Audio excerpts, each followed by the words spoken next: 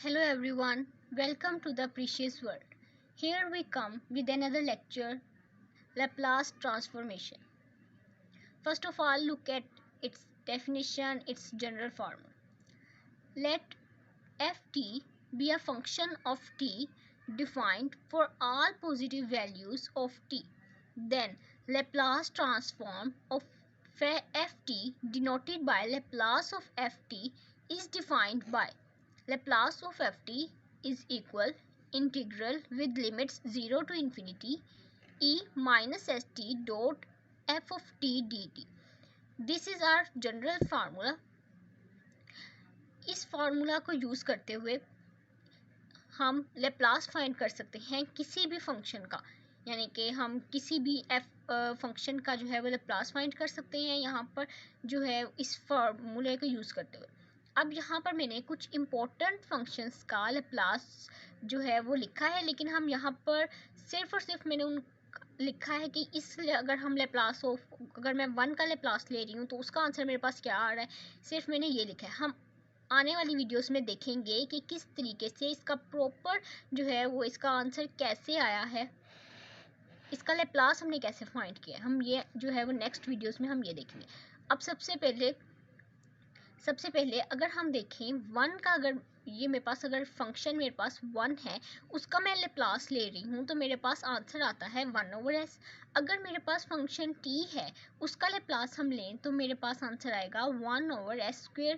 इसी तरह t power n उसका हम लेंगे लेप्लास तो हमारे पास n factorial divided by s power n+1।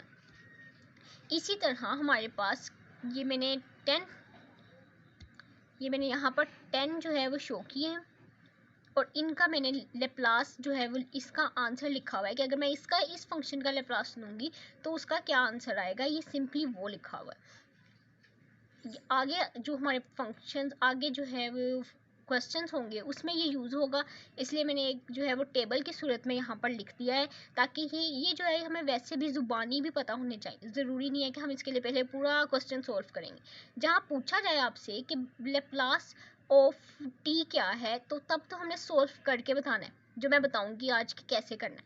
लेकिन कभी कभार जैसे MCQs हैं या फिर शॉर्ट क्वेश्चंस, ट्रिकी क्वेश्चंस होंगे, उसमें जो है वो हमें पता होना चाहिए कि इसका आंसर क्या होता है।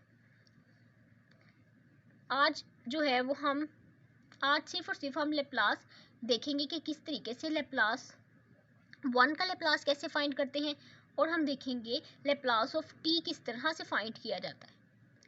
अब ये मेरे पास फर्स्ट क्वेश्चन है, यहाँ पर लेप्लास ऑफ ft फाइंड करना है, जबकि हमारे पास ft जो है वो 1 है, यानी कि जो हमारे पास फंक्शन है t का वो मेरे पास 1 है।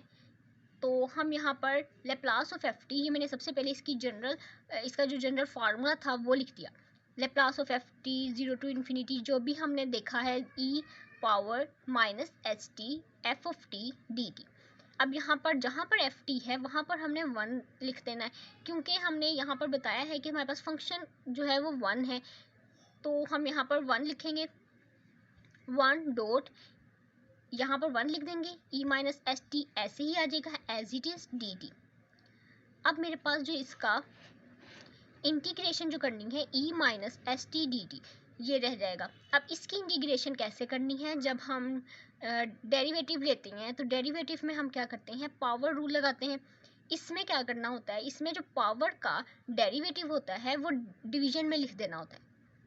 जैसे e माइनस एस टी है, इसका डेरिवेटिव क्या आएगा, इसका डेरिवेटिव आएगा माइनस एस, वो हमने डिवाइड में लिखना है, डिवीजन में लिख देना है इसका आंसर को। e माइनस एस टी जो पावर का जब हम डेरिवेटिव लेंगे तो वो आ जाएगा माइनस एस, वो मैंने डिवीजन में लिख दिया। साथ में 0 टू इन्फिनिटी यहाँ पर लिमिट्स है, ये 1/s मैं बाहर लिख लूँगी, ये माइनस भी साथ -1/s। तो अब मेरे पास e माइनस एस टी और साथ में ये लिमिट्स मैंने उसके ऊपर लगानी। t की जगह अगर हम इन्फिनिटी पुट करेंगे तो e की पावर माइनस इन्फिनिटी, इसी तरह हम 0 पुट करेंगे तो e पावर में आ जाएगा 0। साथ में अगर क्योंकि ये नेगेटिव है तो हमने इसकी पावर को पॉजिटिव करने के लिए ओवर में लिख दिया, यानी कि डिवीजन में लिख दिया 1/e इन्फिनिटी -1/e पावर 0। यहाँ पर ये अगर ये मेरे पास टोटल बन जाएगा 1/इन्फिनिटी। 1/इन्फिनिटी इक्वल होता है 0 के, और e की पावर 0 है तो वो हमारे पास हो जाएगी 1 के इक्वल। तो अब हमारे पास ये माइनस और ये माइनस प्लस हो जाएगा, और हमारे पास आंसर इसका आ जाएगा +1/s। यानी कि हमने लेप्लास ऑफ 1 फाइंड किया तो उसका आंसर आ गया 1/s। ये मैंने आपको टेबल में बताया था, टेबल में मैंने आपको बताया था लेप्लास अगर 1 का फाइंड करेंगे तो आंसर 1/s आएगा। लेकिन किस तरीके से आएगा वो अब हमने यहाँ पर डिटेल से किया। अब सेकंड क्वेश्चन देखते हैं। सेकंड क्वेश्चन में हमने क्या फाइंड करना है, हमने लेप्लास ऑफ t फाइंड करना है और देखना है उसका आंसर क्या आ रहा है हमारे पास। सबसे पहले जो हमारे पास जनरल फार्मूला था वो मैंने अब यहाँ पर नहीं लिखा, मैंने यानी कि फंक्शन f ऑफ t जहाँ लिखा था वहाँ पर मैंने t लिख दिया। लेप्लास ऑफ t फाइंड कर रहे हैं, यहाँ पर f ऑफ t था e minus S T D T, यहाँ पर मैंने t लिख दिया। अब इसको किस तरीके से इंटीग्रेशन करनी है, जो फर्स्ट वाला क्वेश्चन था वहाँ पर देखें आप, वहाँ पर t की जगह था, इसको एक दफ़ा देखें, वहाँ पर t की जगह था 1, तो जब मल्टीप्लाई हुआ तो वही एज इट इज़ आ गया e माइनस एस टी। तो ये सिंगल था फंक्शन तो हमने उसकी इंटीग्रेशन जो इजीली कर दी। अब यहाँ पर क्योंकि ये प्रोडक्ट में आ रहे हैं, अब यहाँ पर ये प्रोडक्ट में आ रहा है तो हम यहाँ पर क्या लगाएंगे, हम integration by parts. Integration by parts का फार्मूला एक बार अगर हम रिवाइज करें कि वो क्या है, इंटीग्रेशन बाय पार्ट्स कैसे फाइंड करते हैं। यहाँ पर यू वी मल्टीप्लिकेशन में अगर हो उसकी इंटीग्रेशन हमने फाइंड करनी हो तो हम इंटीग्रेशन बाय पार्ट्स यूज़ करते हैं। इसमें क्या होता है, फर्स्ट फंक्शन को हम एज इट इज़ लिखते हैं, सेकंड की हम इंटीग्रेशन करते हैं, माइनस का साइन लगाएंगे और साथ में इंटीग्रेशन, जो फर्स्ट वाला होगा उसका डेरिवेटिव, जो सेकंड वाला होगा उसकी डबल इंटीग्रेशन, यानी कि उसकी दोबारा से इंटीग्रेशन करनी है। फर्स्ट वाले को एज इट इज़, सेकंड वाला जो था फंक्शन उसकी इंटीग्रेशन करनी है, माइनस एक इंटीग्रल लगाना है और साथ में हमने लिखना है u, जो हमारे पास फर्स्ट वाला था उसका डेरिवेटिव यहाँ पर लिखना है। और इसका जो आंसर आएगा ना, ये ऐसे करेंगे, जो इसका आंसर आ जाएगा ना वो हमने यहाँ पर लिखना है, यानी कि इसकी इंटीग्रेशन करेंगे, जो आंसर आया वो हम यहाँ पर लिख देंगे इस तरीके से। अब हम इसको सोल्व करके भी एक दफ़ा देखते हैं ना। यहाँ पर मैंने फर्स्ट फंक्शन t लिया है, इसको मैंने सेकंड कंसीडर किया, तो first function as it is आना था, first function as it is लिख लिया। अब क्या करना है, अब हमने जो v था सेकंड फंक्शन जो था उसकी इंटीग्रेशन करनी है। सेकंड फंक्शन की इंटीग्रेशन की, इसकी इंटीग्रेशन हमने ऊपर भी की थी, किस तरीके से, पावर में जो इसकी जो पावर है उसका डेरिवेटिव लेना है और उसको डिवीजन में लिख देना है, सेम ये। और साथ में हमने लिमिट्स जो है वो 0 to इन्फिनिटी लगा दी, -0 to इन्फिनिटी। जो भी इसका आंसर आएगा, पहला इंटीग्रेशन जब हमने पहली इंटीग्रेशन की थी, इंटीग्रल की थी, इसका जो आंसर होगा वो यहाँ पर लिखना है।